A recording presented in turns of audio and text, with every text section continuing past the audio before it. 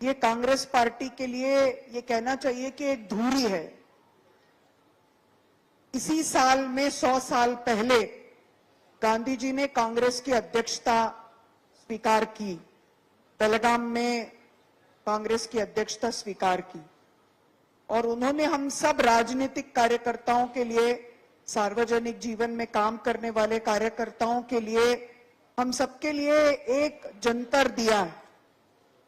अगर हम अपनी आंखें बंद करें और सबसे गरीब व्यक्ति का चेहरा अपनी आंखों के सामने लेकर आए, उसके चेहरे पर अगर हमारे फैसले से कोई खुशी आती है, उसके आंसू कम होते हैं, उसमें कोई उत्साह आता है, तो हमको मानना चाहिए कि हम सही दिशा में हैं। और अगर हम वो नहीं कर पा रहे हैं तो हमको उस दिशा में बढ़ना है। ये हमारी दूरी है। पाश्चात्य देशों में, वेस्टर्न देशों में, वो ज्यादातर लोगों की ज्यादातर खुशी से लोकतंत्र को नापते हैं, जिसमें सबसे ज्यादा लोगों को खुशी मिले। लेकिन हमारे राजनीति का आधार वो नहीं है। हमारे राजनीति का आधार है कि अंतिम पंक्ति में खड़े अंतिम व्यक्ति के आंसू हम पोंछ सकते हैं या नहीं, और वो हमारे लिए बहुत महत्वपूर्ण। हम सब कांग्रेस के कार्यकर्ता हैं। मुझे पूरा विश्वास है और पूरा यकीन है कि कांग्रेस के कार्यकर्ताओं की बहुत मेहनत के बाद और बहुत तरह के विरोध को सहन करने के बाद प्रदेश में कांग्रेस की सरकार बनी। बहुत कम लोग ये उम्मीद करते थे कि तेलंगाना में इतना बड़ा बदलाव आएगा, और लेकिन वो बदलाव आया। अभी हमारे सामने और बड़ी चुनौती, वो चुनौती ये है कि हम अपने विचार के मुताबिक काम करते हुए अपनी सरकार को दोबारा लेकर आए।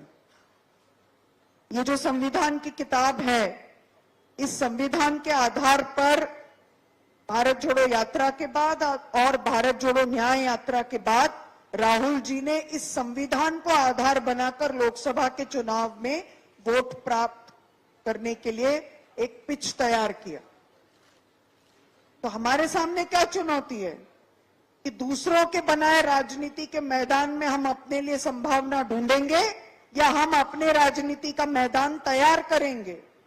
ये दूसरा ऑप्शन बहुत मुश्किल है, इतना आसान नहीं है, क्योंकि आपके प्रदेश में जो दूसरी रीजनल पार्टी है उसमें और भारतीय जनता पार्टी में कोई बहुत अंतर नहीं है। लेकिन हमारे सामने चुनौती है कि हम उनसे कैसे लड़ेंगे। उनके जैसा दिखते हुए हम उनसे कभी मुकाबला नहीं कर सकते। हम उनसे एक ही सूरत में मुकाबला कर सकते हैं कि हम अपनी राजनीति के लिए मैदान तैयार करें, और वो काम हम सबको मिलकर करना है, इस कमरे को मिलकर करना है। मुझे लगता है कि वो काम कोई मुश्किल काम नहीं है। आप में से काफी लोगों ने कांग्रेस के विरासत की बात की। इस पार्टी के कार्यकर्ताओं ने अंग्रेजी साम्राज्यवाद के खिलाफ लड़ाई लड़ी है। इस पार्टी के कार्यकर्ताओं ने जमींदारी उन्मूलन की लड़ाई लड़ी है। इस पार्टी के कार्यकर्ताओं ने जो प्रभुत्व संपन्न जातियां थी उनके शोषण के खिलाफ लड़ाई लड़ी है, बाबा साहब और गांधी जी के पद चिन्हों पर चलते हुए। इस पार्टी के कार्यकर्ताओं ने लैंगिक तौर पर जो डोमिनेंस है उसके खिलाफ लड़ाई लड़ी है। इस पार्टी के कार्यकर्ताओं ने सामाजिक आर्थिक बदलाव के लिए लड़ाई लड़ी है। तो इसी पार्टी के कार्यकर्ता सामाजिक आर्थिक न्याय की भी लड़ाई लड़ सकते हैं। इसमें हम सबके सामने अभी 4 साल का समय है। आपकी पार्टी की यहां पर सरकार बनी, हमारी और आपके पार्टी की। हमारे मुख्यमंत्री जी ने सरकार का नेतृत्व करते हुए अनेक काम किए। जिन जिन चीजों का वायदा हम लेकर गए उनको पूरा करने की कोशिश की। मुझे लगता है कि इतनी शिद्दत के साथ ये कोशिश और कहीं पर नहीं हुई होगी। लेकिन एक बात और है कि जो बदलाव हम सरकार के तौर पर लेकर आते हैं, वो बदलाव हमारे अपने अंदर व्यवहार के तौर पर अगर नहीं दिखेगा तो लोगों का हमारे साथ विश्वास कायम नहीं होगा और वो ही कायम करने की हम सबकी जिम्मेदारी है। छोटी मोटी कमियां होती हैं, आप में से काफी लोगों ने उसकी बात की। समन्वय की कमी होती है, हमको लगता है कि संवाद नहीं हो पाया है, हमको लगता है कि संगठन का पूरा काम अभी फैलाव नहीं हुआ है, लेकिन हमारे पास अभी समय है कि हम उस काम को अपनी प्राथमिकता के आधार पर पूरा करें। हमारे वो कार्यकर्ता जो कि इस पार्टी के प्रति वफादार रहकर 10 साल काम किए, उनकी प्राथमिक सुनवाई होना जरूरी है। उनको लगना चाहिए कि ये उनकी सरकार है, इस सरकार के जरिए वो न्याय की लड़ाई लड़ सकते हैं, गरीब लोगों की मदद कर सकते हैं और उनकी लड़ाई लड़ सकते हैं। दूसरी बात जो हम सबके लिए जरूरी है कि एक तरफ उनकी सुनवाई है, लेकिन दूसरी तरफ हम सब कार्यकर्ताओं की ये जिम्मेदारी भी है, सरकार में आ जाने के बाद सरकार के दल वाले कार्यकर्ता का जीवन सबसे ज्यादा पारदर्शी, सरल और जवाबदेही पूर्ण हमको बनाना पड़ेगा। अगर ऐसा नहीं हुआ तो बहुत जल्द हमारे ही अपने कार्यकर्ताओं के बारे में लोगों के बीच में जो धारणा बनेगी वो हमको मदद नहीं करेगी। बहुत सारे लोगों को और गांव में तो ये दिखाई देता है कि कल तक हम कैसे थे और आज हम क्या हो गए हैं। वो ध्यान रखना हम सबकी जिम्मेदारी है, केवल एक्टिंग के लिए नहीं, अभिनय के लिए नहीं, वास्तविक तौर पर हम उसको कितना कर पाते हैं। राहुल जी ने हम सबके साथ जातिगत जनगणना की बात की, मुझे ये कहते हुए बहुत खुशी महसूस होती है। सबसे अच्छा काम पूरे देश में अगर कहीं जातिगत जनगणना में हुआ तो वो तेलंगाना राज्य में हुआ। आपके इस जातिगत जनगणना के बारे में पार्टी के कार्यकर्ताओं ने नहीं, जो सामाजिक चिंतक हैं, जो सोशल साइंटिस्ट हैं, वो ये बात कहते हैं कि ये बहुत अच्छी तरह से हुआ है। अब इस काम को आगे ले जाना जरूरी है दो तरह से। एक तो हमारे कार्यकर्ताओं को मालूम होना चाहिए कि हम क्या करने वाले हैं और कार्यकर्ता उस संदेश को लेकर गांव-गांव जा सके। दूसरी बात ये कि जो सामाजिक आर्थिक सर्वे में से निकलकर आया, उसने हमारे सरकार को एक एजेंडा तैयार करने का मौका दिया है, उसकी भी डिलीवरी हमको करनी है, जिसका जिक्र हमारे कैबिनेट के मंत्रियों ने यहां पर रखा, उन्होंने उसकी बात रखी। दूसरी बात जो हमारे सामने बहुत जरूरी है और इसको हम लिंक कर सकते हैं, ये जो जय बापू जय भीम जय संविधान कार्यक्रम दिया है, आपने उसमें कहा कि आजादी को जोड़ना चाहिए। कांग्रेस के अलावा आजादी की क्रांति की विरासत किसी भी और दल के पास नहीं। हमको वो उस काम को रिक्लेम करना चाहिए। हमसे ज्यादा इस देश की एकता अखंडता के लिए, इस देश की आजादी के लिए न तो पहले कोई लड़ा, न भविष्य में ही कोई लड़ेगा, लेकिन वो हमारे व्यवहार में भी आना है। और उसी के लिए मेरा निवेदन होगा, जातिगत जनगणना में जो हम सामाजिक आर्थिक न्याय का मामला लेकर आए हैं, जो हमारे अलग अलग न्याय पत्र के 5 सूत्री कार्यक्रम है, उसको लेकर हम गांव-गांव में जाएंगे, तब जाकर के उसका संदेश गांव में पहुंचेगा। और जो सरकार कर रही है उसके साथ साथ संगठन का भी काम आगे बढ़ेगा। उसके लिए यह बहुत जरूरी है कि हमारे जिले पे उसकी मीटिंग हो, हम एक कैलेंडर जारी करें। मैं प्रदेश कांग्रेस अध्यक्ष जी से निवेदन करूंगी कि हम बैठकर एक पूरा कैलेंडर बनाएं, जिला स्तर पर कब मीटिंग होगी, मंडल स्तर पर कैसे मीटिंग होगी, फिर हम ग्राम पंचायत तक इस कार्यक्रम को लेकर कैसे जाएंगे, हमारा एजेंडा क्या होगा, हमारे पर्चे क्या होंगे, हमारा संदेश क्या होगा, उसको हमको करना चाहिए। 8 और 9 अप्रैल में गुजरात में एआईसीसी का एक अधिवेशन हो रहा है, उसके पहले हमको अपने इस कार्यक्रम को आगे ले जाने की जरूरत है। मैं ये भी साथ में जोड़ना चाहती हूं कि जहां हम ये बात करते हैं कि कार्यकर्ता की सुनवाई सरकार में होनी चाहिए, कार्यकर्ता का प्रतिनिधित्व सरकार में रहना चाहिए, जिसका प्रयास आपके राज्य में शुरू हुआ है, बहुत सारे मोर्चा संगठन और डिपार्टमेंट के अध्यक्षों को अवसर मिला है। अब हमारे सामने जो दूसरी बड़ी चुनौती है कि हमारे कार्यकर्ताओं के जरिए हमारे पार्टी के सिद्धांत, हमारे आदरणीय नेता राहुल जी के जो विचार हैं और जो संविधान में दर्ज हम लोगों का काम है, उसको लेकर के हम लोगों के बीच में जाएं। हम ये याद रखें कि हमारा मुकाबला उस दल से है जिस दल में ऐसे कार्यकर्ता हैं जो कि पूरे तरह अपने विचार को बढ़ाने का काम करते हैं। अगर वो काम हमने नहीं किया तो ये याद रखिए कि कभी कोई वैक्यूम नहीं होता, वो स्थान दूसरे लोग आकर के भरेंगे। हम क्षेत्रीय दल से लड़ते हैं तो जाति के आधार पर, क्षेत्रीय एस्पिरेशंस के आधार पर हम लड़ते हैं, लेकिन जब हम बीजेपी से लड़ेंगे तो उसके साथ हमारे विचार की लड़ाई भी जुड़ी है। उनका विचार कंट्रोल करने का है, नियंत्रण करने का है, हमारा विचार कनेक्ट करने का है, जुड़ाव करने का है, और वो हमें हमारे व्यवहार में भी दिखना चाहिए। मैंने इसीलिए निवेदन किया था। आप में से सभी साथियों को मैं धन्यवाद करती हूं। आप में से काफी सारे लोगों से मैं पहले से परिचित हूं, कुछ लोगों से परिचित नहीं हूं, लेकिन मुझे उम्मीद है कि परिचय हमारा हो जाएगा। हमारे और आपके प्यार में, अनुराग में कोई कमी नहीं होगी। मैं किसी तरह के हायरार्की को नहीं मानती, मैं स्पष्ट तौर पर कहना चाहती हूं।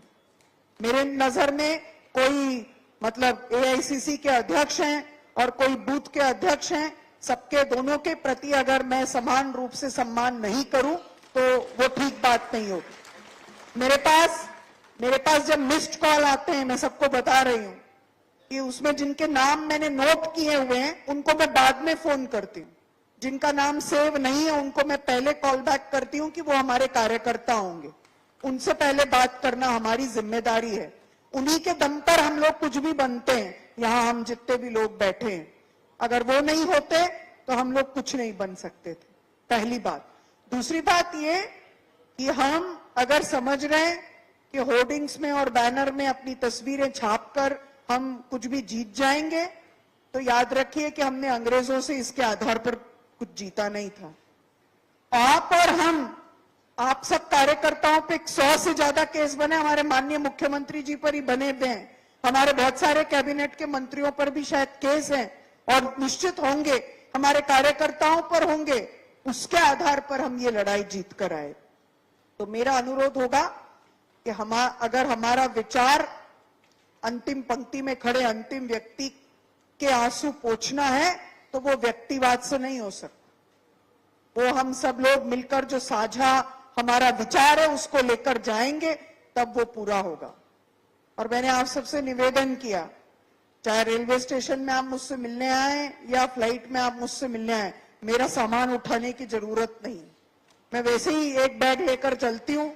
जिस दिन मेरे से संभव नहीं होगा उस दिन मैं आपसे कहूंगी, अगर कभी बीमार हैं, कोई जरूरत होगी मदद की, आप सब मेरे भाई बहन हैं, वो मैं कहूंगी। लेकिन न तो आप किसी और को अपना सामान उठाने दें, न आप किसी और का सामान उठाएं। अपनी गरिमा और अपने आत्मसम्मान के साथ इस कांग्रेस के जाजन में आकर के काम करें, उसी की हम लोगों को जरूरत है। क्योंकि हमारे व्यवहार से लोग हमारा आकलन करते हैं, हमारे विचार का आकलन करते हैं। अगर हम उनसे लड़ रहे हैं जिनके मीटिंग में इतने लंबे वो मीटिंग ही नहीं चलती, जहां पर हमारे माननीय प्रधानमंत्री जी बैठते हैं, रेणुका जी ने आर्थिक मामलों में बहुत सारी बातें रखी। वो प्रधानमंत्री जी ऐसे हैं कि वो जो बोल देते हैं वही होता है और वो किसी की नहीं सुनते। हमारे पार्टी में कोई कितनी भी कड़वी बात करता है, मुख्यमंत्री जी भी सुन रहे थे, हम भी सुन रहे थे और सुनेंगे। हमारा काम है सुनना, सबकी बात सुनना। लेकिन उसके साथ साथ बहुत जरूरी है कि हम अपने संगठन के कार्यकर्ताओं को ध्यान में रखते हुए ये बात रखें कि हमारे कार्यकर्ताओं की एक गरिमा है। वो उनसे हम किसी तरह की कोई चापलूसी की उम्मीद नहीं रखते, उनसे किसी का पिछलग्गू बनने की उम्मीद नहीं रखते, उनसे हमारी जिंदाबाद जिंदाबाद करवाने की कोई उम्मीद नहीं रखते। जिंदाबाद करना है तो हम इसका करेंगे, हमारे नेताओं का करेंगे, उस महान नेता का करेंगे जिसने प्रधानमंत्री जैसा पद ठुकरा दिया, उस महान नेता का करेंगे जिसने 3,500 किलोमीटर की पैदल यात्रा की। हमारे सबके जय लगाने से क्या होने वाला है? अगर जयकारा लगाना है तो इस देश के अंतिम पंक्ति में खड़े अंतिम व्यक्ति की लगाना चाहिए, क्योंकि इस देश का गरीब ही है जो हमेशा कांग्रेस के साथ रहा है। तो हमारे दिलों में अगर उस गरीब का राज होगा तो याद रखिए कि तेलंगाना के सचिवालय में आपका राज कभी खत्म नहीं होगा। अगर हमारे दिलों में उसका राज नहीं हुआ तो हम वहां में राज में आ भी जाएंगे तो कर क्या लेंगे? क्या फायदा है उस राज का? इसलिए हमारी धुरी वो हो। माननीय श्रीधर बाबू जी ने बहुत विस्तार से पिछले 1 साल में जो कुछ ग्राउंड कवर किया है, जो 10 साल में नहीं हुआ, उसका जिक्र किया। माननीय उत्तम रेड्डी जी ने जातिगत जनगणना के आधार पर जो काम हुआ उसकी बात की। सीताक्ता ने जो अलग अलग प्रावधान हुए हैं पिछले समय में उसकी बात रखी। हमारे तमाम सांसदों ने, बलराम नायक जी ने अपनी बात रखी, बिलैया जी ने अपनी बात रखी, मल्लू रवि जी ने अपनी बात रखी। हमारे बहुत सारे लोगों ने, मैं कई लोगों का नाम छोड़ रही हूं, लेकिन हमारे बहुत सारे लोगों ने, वामशी जी ने पार्टी संगठन की बात की, पोन्नम प्रभाकर जी ने अपनी बात रखी। हमारे सामने का सवाल एक ही है कि आने वाले 4 साल जिस गति से हमने 1 साल में काम किया है, आने वाले 4 साल भी हमें उस गति से काम करना है। मेरा काम आप लोगों के साथ मिलकर संगठन बनाने का है। मुझे दिखता है जैसे अर्जुन को मछली की आंख दिखती है, मैं अपना फोकस हटाना नहीं चाहती। हम सब मिलकर कार्यकर्ता के तौर पर आने वाले 4 साल में संगठन को खड़ा करेंगे। मुझे लगता है कि हम सबका राहुल जी को एक ही गिफ्ट हो सकता है। एक, सामाजिक आर्थिक तौर पर जिस मॉडल पर पूरी दुनिया में राहुल जी एक मिसाल कायम करना चाहते हैं, मैं इसलिए बोल रही हूं कि वेस्ट का मॉडल अभी हार रहा है, दूसरी तरफ एक चाइना का मॉडल है जो बढ़ रहा है। मुझे विश्वास है कि वो भी मॉडल बहुत दिनों टिकेगा नहीं, क्योंकि जो कुछ भी नियंत्रण और कंट्रोल के आधार पर चलता है उसका जीवन बहुत छोटा होता है। इन सब के मुकाबले राहुल जी एक मॉडल लेकर आए हैं। वो मॉडल इस संविधान में है, वो मॉडल गांधी जी के हिंद स्वराज में है, वो मॉडल आपके और हमारे रग रग में है, क्योंकि आप ही के अपने प्रदेश से बहुत सारे अन्य नए सामाजिक न्याय की शुरुआत हुई है। तो मुझे लगता है कि हम राहुल जी को एक ही गिफ्ट दे सकते हैं। वो गिफ्ट क्या है कि पूरी दुनिया में वो लोगों के सामने ये पेश कर सकें कि अगर कहीं कांग्रेस की सरकार बनती है किसी राज्य में तो वो किस तरह से गरीबों की सरकार होती है, वो किस तरह से अंत्योदय की सरकार होती है, वो किस तरह से सबसे गरीब को अपने आंख के सामने रखकर चलती है। तो ऐसा एक सामाजिक आर्थिक न्याय के आधार पर बनी हुई सरकार का मॉडल क्या होगा, उसको हम पेश करेंगे। मुझे विश्वास है कि माननीय रेवंत रेड्डी जी उसके लिए कमिटेड है, हमारी कैबिनेट उसके लिए कमिटेड है। और पार्टी के तौर पर हमारा काम क्या है कि हम माननीय खारगे जी को ये बता सकें कि एक ऐसे संगठन का निर्माण हम करेंगे जहां पर गांव समिति से लेकर के प्रदेश कांग्रेस की समिति तक निश्चित तौर पर पार्टी का जो विचार है, जो सरकार के कार्यक्रम है, उसको लेकर जाएगी और हमारे गांव-गांव के कार्यकर्ता को हम इस कार्यक्रम के साथ में जोड़ेंगे। ये हमारे लिए करना बहुत जरूरी है, वरना बहुत सारे राज्यों में क्या हुआ, पार्टी ने बहुत अच्छा काम, पार्टी की सरकार ने बहुत अच्छा काम किया, लेकिन संगठन अगर नहीं होगा तो कितना भी अच्छा काम हुआ हो, हम उसका प्रचार प्रसार नहीं कर पाएंगे, लोगों को न्याय नहीं दिला पाएंगे, लोगों के बीच में जाकर खड़े नहीं हो पाएंगे। तो मेरा निवेदन होगा कि हम उस दिशा में जरूर आगे बढ़ें। मेरे यहाँ जब मैं आ रही थी तभी वो टनल वाला हादसा हुआ, माननीय उत्तम रेड्डी जी ने उसके बारे में विस्तार से यहाँ कहा। उन परिवारों के प्रति हम सबकी पूरी हम सब उनको आत्मबल देते हैं। बहुत कठिन परिस्थितियों का सामना वो लोग कर रहे हैं। हम सब विश्वास करते हैं कि इस प्रयास से हो सकता है कोई ना कोई ईश्वरीय चमत्कार हो, कुछ अच्छा परिणाम उसका निकल करके आए। लेकिन हमने अपनी ओर से जो प्रयास जारी रखा है उसकी भी ब्रीफिंग हम सबके सामने भी है और हम सब जानते भी हैं कि पूरा प्रयास चल रहा है। आने वाले समय में जो भी उन परिवारों की सहायता के लिए करना होगा, मुझे विश्वास है कि हमारे पार्टी के लोग और हमारे संगठन के लोग, हमारी सरकार के लोग उस दिशा में कुछ काम करेंगे। मैं आप लोगों के बीच में हमेशा उपलब्ध हूं, गांधी भवन में उपलब्ध हूं। हम सब मिलकर काम करेंगे। मुझसे पहले यहाँ पर प्रभारी के तौर पर दीपा दास मुंशी जी ने काम किया, वो मेरे साथ सीनियर ऑब्जर्वर भी रही तेलंगाना की। अब वो केरल की प्रभारी हैं, क्योंकि एक व्यक्ति को एक ही राज्य का प्रभार देना था और केरला में क्रूशियल इलेक्शंस हैं, तो इसलिए उनको केरला की जिम्मेदारी दी गई और मुझे कार्यकर्ता के तौर पे आपके बीच में तेलंगाना में काम करने का मौका मिला। मुझे विश्वास है कि हम सब कार्यकर्ता कंधे से कंधा मिलाकर चलेंगे, हम सब एक साथ मिलकर इस काम को पूरा करने का प्रयास करेंगे। मेरी कोशिश होगी कि हम सब मिलकर एक न्याय की व्यवस्था कायम करें। हाँ, मैं ये भी कहना चाहती हूं कि हम सबसे गलतियां हो सकती हैं।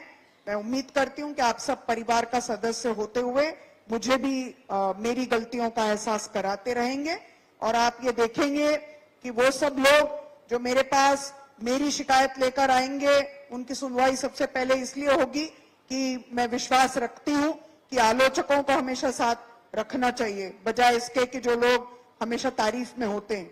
और मुझे विश्वास है कि हम सब एक दूसरे के साथ मिलकर इस प्रदेश में एक नई शुरुआत करने की कोशिश करेंगे और हम सब आने वाले समय में इस कार्यक्रम के जरिए गांव-गांव तक पहुंचने का प्रयास करेंगे। इस बार मैं अभी एक दिन के लिए आई हूं, लेकिन जल्दी ही हम एक विस्तारित काम करेंगे जिसमें एक दिन में 2 या 3 पार्लियामेंट क्षेत्र के सभी कार्यकर्ताओं से 2-2, 3-3 घंटा समय आरक्षित करके मिलेंगे, ताकि सबसे मुलाकात हो। किसी के मन में ये मलाल ना हो कि उनसे मुलाकात नहीं हुई। जो हमारे वरिष्ठ हैं उनको अलग से भी समय